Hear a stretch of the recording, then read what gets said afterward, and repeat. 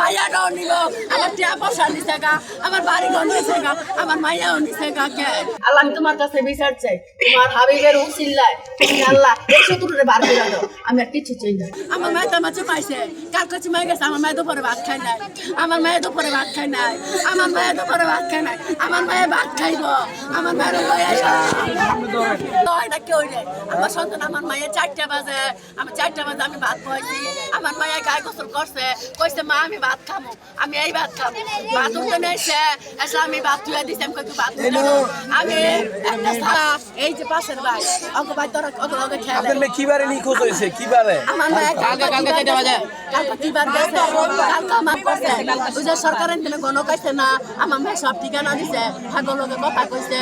আমার মায়া কি করলো, আমার মায়ের পানি গরম করছে, আমার মায়ের গরম করে এই পানি নিজে নিজে গোসল করছে।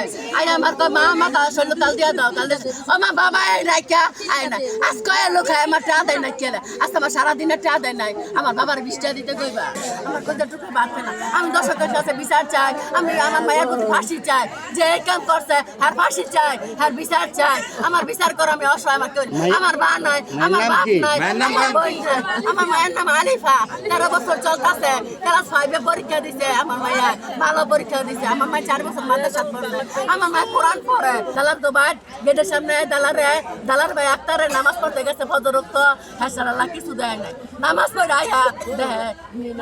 এই জায়গায় কিভাবে আসলো? ছিল।